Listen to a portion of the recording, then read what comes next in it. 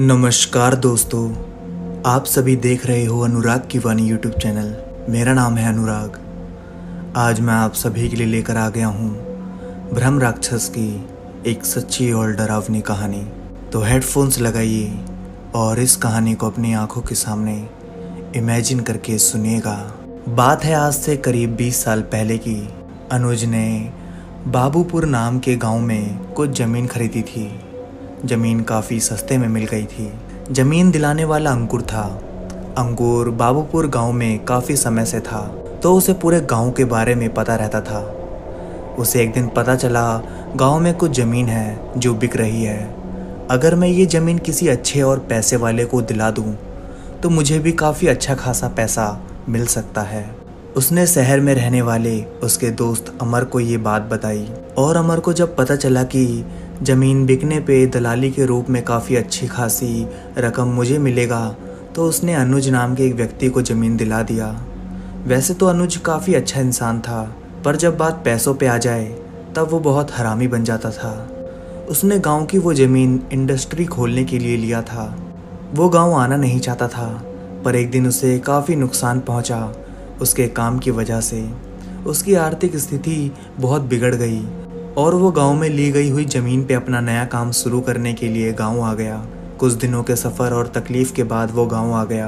गांव आने के बाद उसने देखा ज़मीन काफ़ी उपजाऊ है और सड़क के किनारे है। फिर ये ज़मीन इतने सस्ते में क्यों मिली, वो सोच रहा था। तभी उसके मन में ख्याल आया, मुझे यह सबसे क्या करना, अच्छी ज़मीन कितने कम पैसों में मिल गई, मैं तो अपना काम शुरू करूँगा। अनुज क्रूर और बुरा था। वो सबको दिखाता था कि वो बहुत अच्छा और शांत है, पर ये सच नहीं था। वो दिखाता कुछ और असल में वो कुछ और था। वो पैसों के लिए कुछ भी कर सकता था। उसने पैसों के लिए भाई, माँ बाप और पूरे परिवार से झगड़ा कर लिया था। उसके लिए पैसा और वो महत्व रखता था। उसने ज़मीन पे काम शुरू करवाया। ज़मीन के कोने पे एक पीपल का पेड़ था। उस पेड़ पे उसने कभी ध्यान नहीं दिया था, पर जब काम शुरू हुआ तो वो पेड़ बीच में आ रहा था। अनुज ने कहा, इसको उखड़वा फेंको। मजदूरों ने खोदना शुरू कर दिया। खोदते खोदते मजदूरों को एक घड़ा मिला जो पूरा सोने से भरा था। यह बात जब मजदूरों ने अनुज से कहा, उसने सबको कहा, इसे मुझे दो और जाओ अपने अपने घर, जब काम करना होगा तो बुलाऊंगा। एक मजदूर ने कहा, इसे हमें भी दो, हमने यहाँ काम किया है, हक तो हमारा भी है इस पे। अनुज बोला, ये मेरी ज़मीन है, यहाँ का हर एक चीज़ बस मेरी है। ये बोल के उसने सारे मजदूरों को भगा दिया। उसने जब सोने से भरा वो घड़ा देखा तब वो बहुत खुश हो गया। वो सोचने लगा, मैं इससे क्या क्या करूँगा, अब तो मैं बहुत अमीर बन गया हूँ, अब मैं अपना नया काम करूँगा, मैं इस गांव में नहीं रहूँगा, अब तो मैं बहुत अमीर हो गया हूँ, मैं शहर में नया घर लूँगा और अब से वहीं रहूँगा। इतना बोल के जब वो पीपल के पेड़ के पास से जाने लगा, तभी एक डरावनी सी आवाज़ आई, और वो आवाज़ कह रही थी कि तुम अब यहाँ से कहीं नहीं जा सकते। वो सोचने लगा, ये आवाज़ किसी मज़दूर की है। वो पीछे मुड़ा और कहने लगा, जा बे, मैं तुम लोगों को एक फूटी कौड़ी ना दूँ, मुझे डराने की कोशिश कर रहे हो। ये बोल के वो जाने लगा।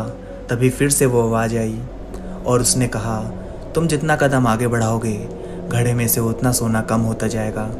वो हंसने लगा और कहने लगा, हा हा, मैं तो डर गया, जा बे, तुम लोगों को कुछ नहीं मिलेगा। उसने जैसे ही एक कदम आगे किया, घड़े में से सोना कम हो गया। वो ये देखकर डर गया। उसने एक और कदम बढ़ाया, सोना और कम हो गया। यह देख वो डर गया और कहने लगा, ये सब क्या हो रहा है और ये सोना कम क्यों हो गया। पीपल के पेड़ से फिर आवाज़ आई, मेरे पास वापस आ, सोना बढ़ जाएगा और मैं वो सब दूंगा जो तुझे चाहिए। अनुज सोचने लगा, शायद ये पेड़ जादुई है। उसने कहा, मैं कैसे मान लूँ कि ये सब सच है और मुझे वो सब मिलेगा जो मुझे चाहिए। पीपल के पेड़ से आवाज़ आई, बोल कि क्या चाहिए तुझे, अभी देता हूँ। अनुज ने कहा, मुझे एक गाड़ी चाहिए। पीपल के पेड़ से आवाज़ आई, अपने पीछे देख। अनुज जैसे ही पीछे घूमा, उसे एक गाड़ी दिखी। अनुज ने कहा, तुमने ये कैसे किया। अनुज ने फिर कहा, मुझे पैसे चाहिए। पीपल से आवाज़ आई, पीछे देख अपने। जैसे वो घुमा, उसे पैसों से भरा एक झोला दिखा। अनुज ने वो सब उठाया और कहने लगा, इतना मेरे पूरी ज़िंदगी के लिए काफ़ी है, अब मुझे कुछ और नहीं चाहिए, अब मैं यहाँ से जा रहा हूँ। जैसे ही उसने सब उठाया और गाड़ी पे बैठा और जाने लगा, पीपल से फिर आवाज़ आई, अगर तू यहाँ से जाने की कोशिश करेगा तो तुझे कुछ नहीं मिलेगा और तू खाली हाथ वापस जाएगा। अनुज ने उसकी बात सुनकर उसे अनसुना किया और गाड़ी से चला गया। कुछ ही दूर गया कि सोना पैसा गायब हो गया और देखते ही देखते वो गिर गया। जिस गाड़ी में वो बैठा था वो गाड़ी भी गायब हो गई।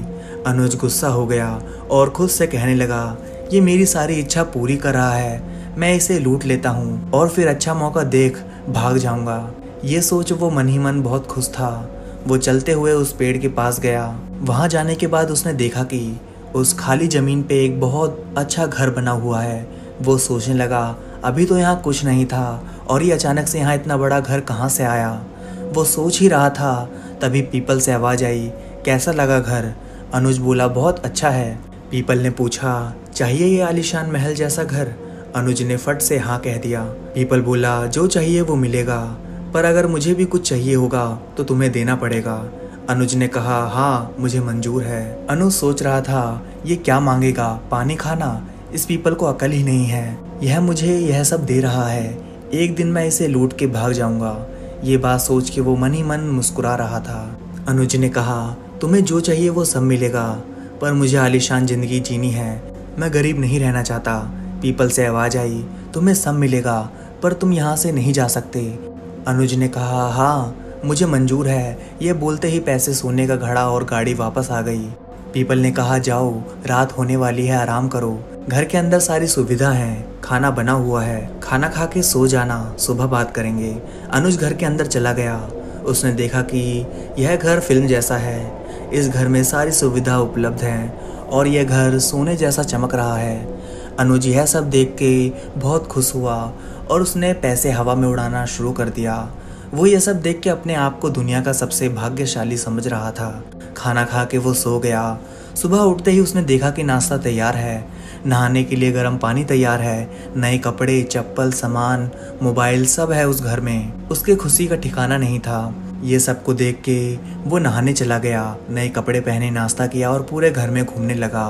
कुछ देर के बाद वो घर से बाहर निकल आया, पीपल के पेड़ के पास गया और कहने लगा, मुझे अब अपना काम शुरू करना है, मैं ज़रा गांव और यहाँ का माहौल देख के आता हूँ। पीपल से आवाज़ आई, तुम भाग गए तो?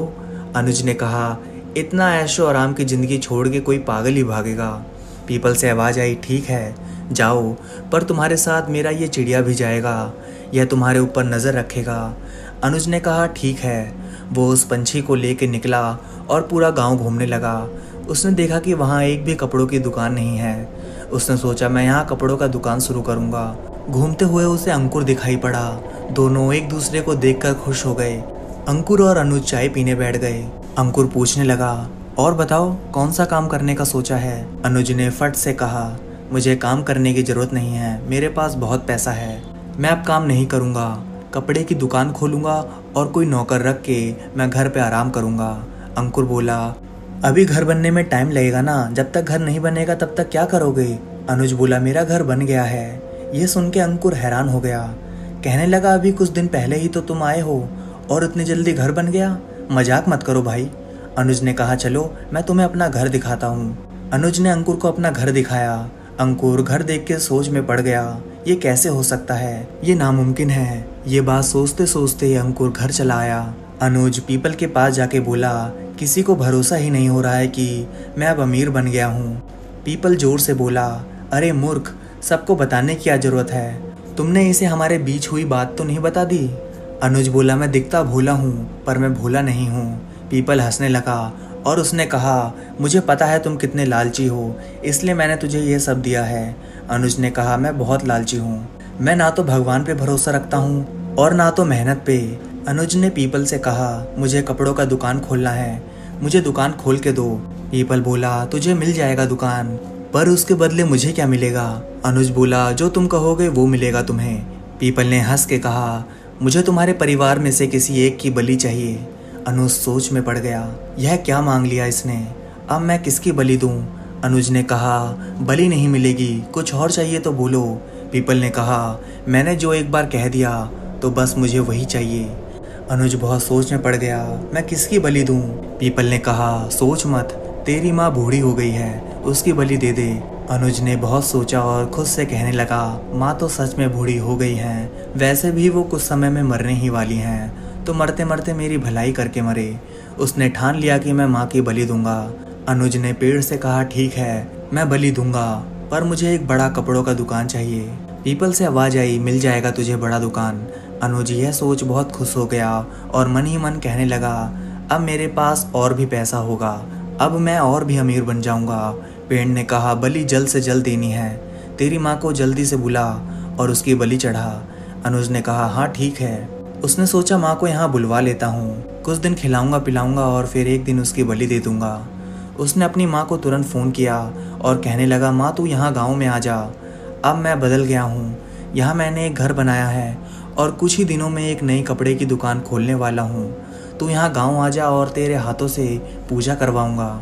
माँ तुरंत बोली, ये तेरी कोई चाल है पैसे लूटने की?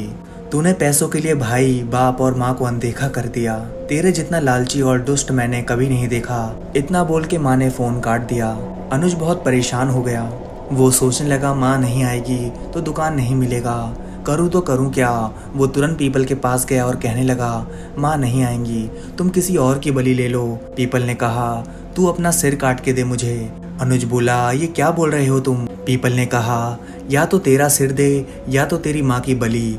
अनुज ने कहा, मुझे शहर जाने दो, मैं माँ को लेके आता हूँ। पीपल गुस्सा हो गया और कहने लगा, जो करना है यहीं से कर, वरना मैं तुझे मार दूंगा। अनुज डर गया। उसने कहा, माँ के पास पैसे और जमीन के पेपर भेज दो, तब वो भरोसा करके आएंगी। पीपल ने कहा, जा और घर में जाके सो जा, तेरा काम हो जाएगा। अनुज जाके सो गया। थोड़ी देर बाद उसकी माँ का फ़ोन आया।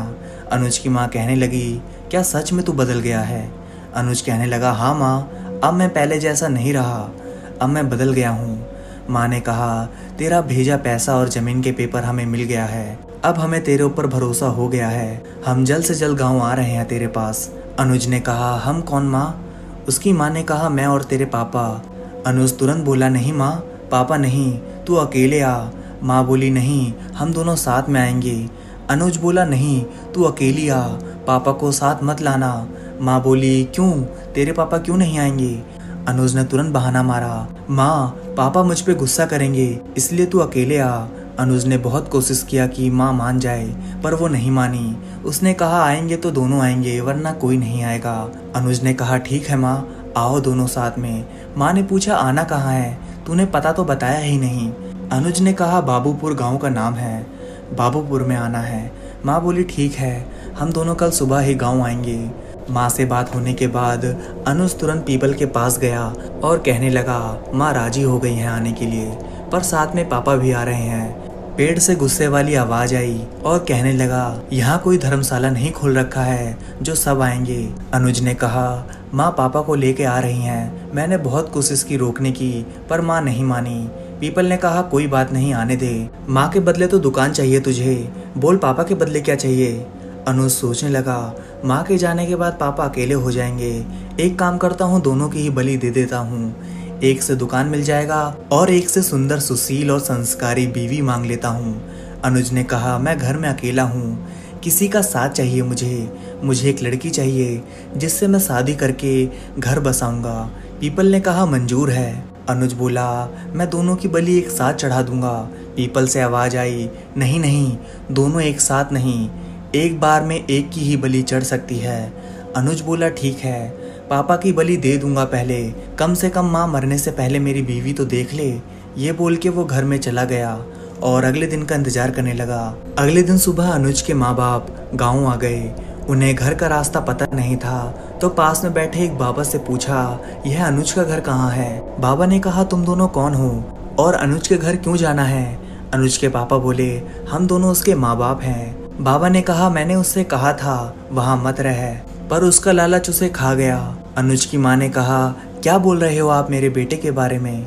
बाबा ने कहा, जब अनुज गांव में नया आया था तभी मैंने उसे कहा था, इस पीपल में ब्रह्म राक्षस रहता है, मत रहे यहाँ, पर उसने मेरी एक ना सुनी।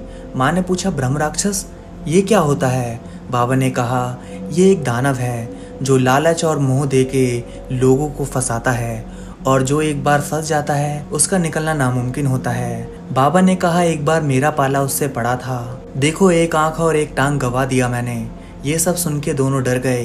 बाबा ने कहा पीपल के पेड़ के नीचे वो ब्रह्म राक्षस सोने से भरा घड़ा रखता है और सबको अपने जाल में फंसा लेता है। बाबा ने कहा जा रहे हो तो जाओ, पर अगर जान प्यारी हो तो वापस चले जाओ, और अगर बेटे के पास जाना है तो सीधे सीधे जाओ, कुछ दूर पे घर है अनुज का। दोनों यह बात सुन के डरे और सहमे हुए थे। कुछ दूर चलने पे घर आ गया। अनुज दोनों को घर ले गया।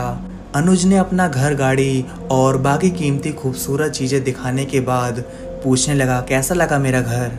अनुज के पापा बोले बेटा तेरे पास इतने पैसे आए कहाँ से जो तूने इतनी जल्दी ये सब कर लिया।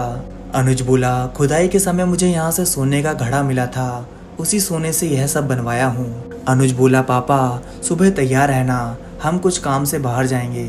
अनुज के पापा ने कहा ठीक है। अनुज के पापा समझ गए मैं कल जा तो रहा हूँ पर हो सकता है लौट के वापस ना आऊँ। अनुज की माँ और पापा एक दूसरे को कहने लगे बाबा की बात तो सच है, लगता है ये कल मेरी बलि देगा, इसलिए सुबह जल्दी चलने को कह रहा है। अनुज की माँ बोली शुभ शुभ बोलो।